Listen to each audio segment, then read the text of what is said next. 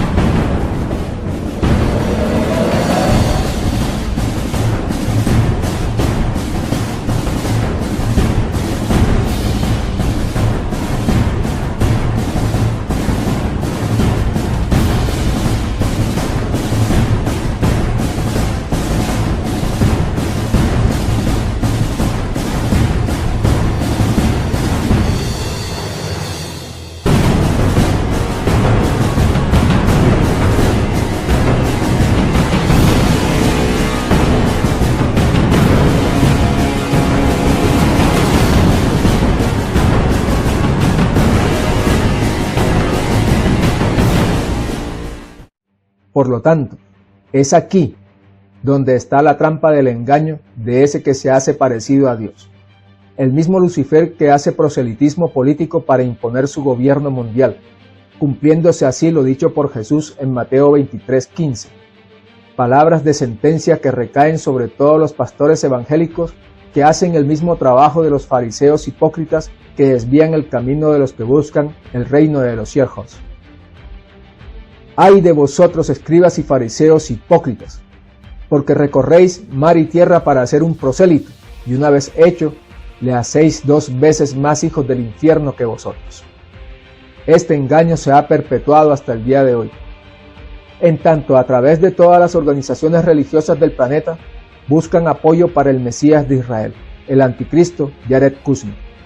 Con esa supuesta santidad de pueblo escogido, desprecian a todo el género humano, los gentiles o goyim, como así los llaman. Y lo podemos ver en las noticias, cómo deshumanizan a los palestinos.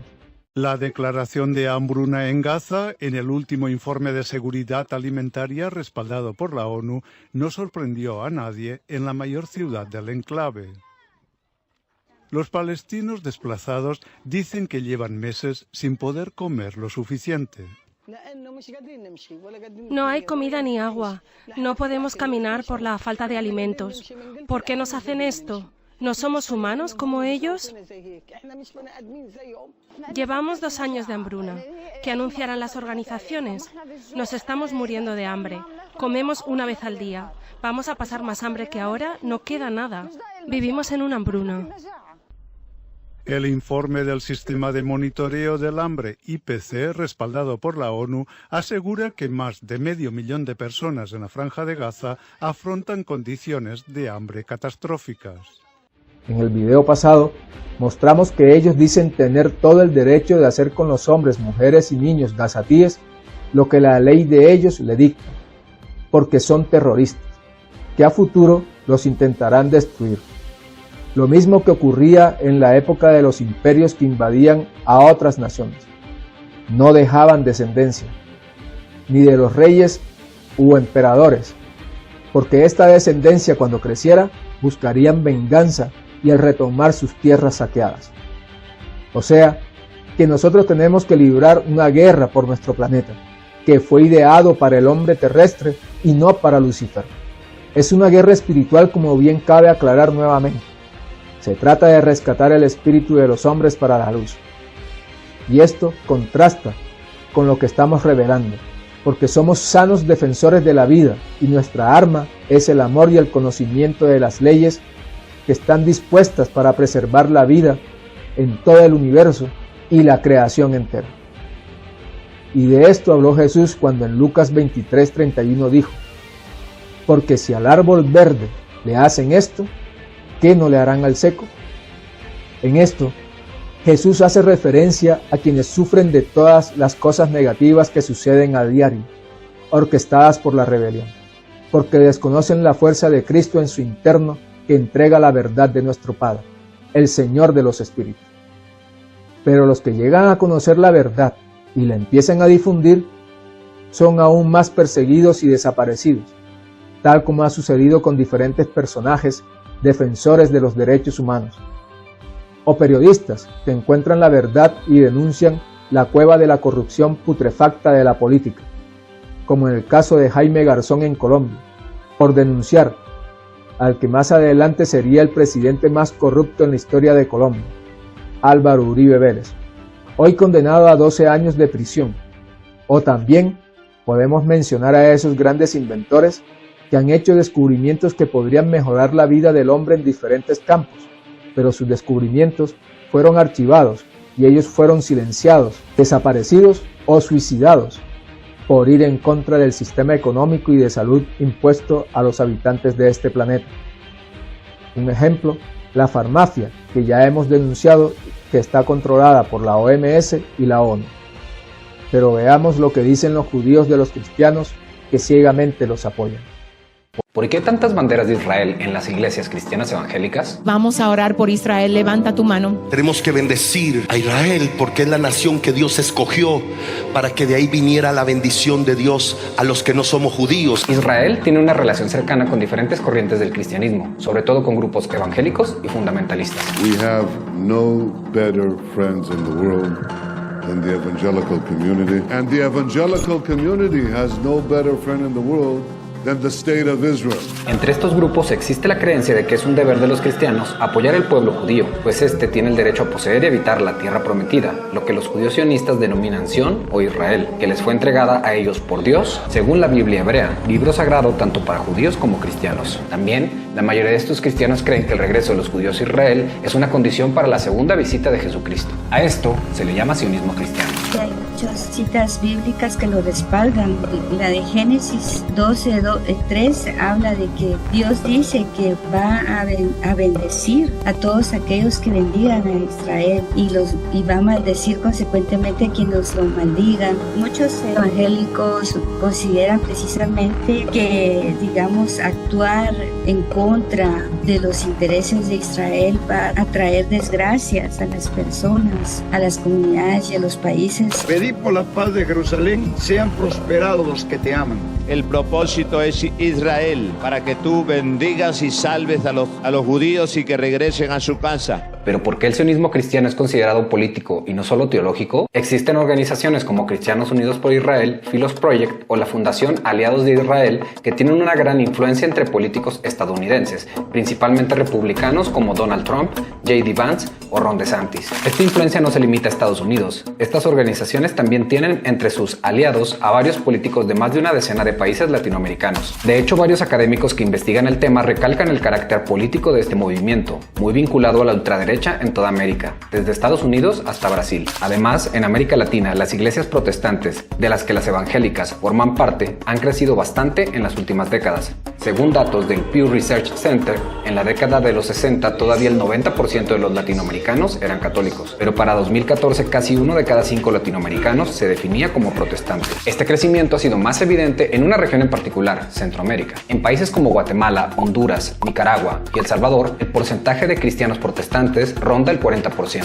Para académicos como Amy Erica Smith y Taylor C. Boas, el cristianismo evangélico constituye una fuerza electoral en varios países de América Latina por sus posturas conservadoras en temas como el aborto y los derechos de la comunidad LGBT+. En Guatemala, a finales de la década de 2010, un grupo de legisladores conservadores que pertenecen a la Liga de la Amistad Guatemala-Israel bloquearon la aprobación de varias leyes que tenían que ver con identidad de género y derechos sexuales y reproductivos. The Jews will control the world. Whether the Goyim likes it or they hate it, that's a fact. It's written in a book that the Goyim admit that it's the book of God. So there's no argument here. In Isaiah chapter 63, the day of the great and terrible day of the Lord, it says that the Lord will come out from a place called Edom and he will crush Edom. Now, I'm just a broadcaster here, okay? In Jewish understanding, Edom is really talking about the Christianity. Asking what's going to be with the Goyim when Mashiach comes. Will they be destroyed and annihilated? Someone asked who cares. Okay. As a nation they'll cease to exist, even as individuals. Every individual, no survivors. Not only as a nation they'll cease to exist, even as individuals. As Goyim, they're gone. Their personality, as they exist b'fnei atzmam, as they would exist independently of Klal Yisrael, they don't exist. They're done. In modern terminology, they call it cultural genocide. There's a term for it by the progressives. It's called cultural genocide, and they talk use the word genocide. So that's the opinion who says the karka kol b'nei sheis that they'll be annihilated, but they basically learn there's going to be cultural genocide. You know what? The Goyim as they exist as Goyim, b'fnei atzmam, that's done with. Batul u'mavutul.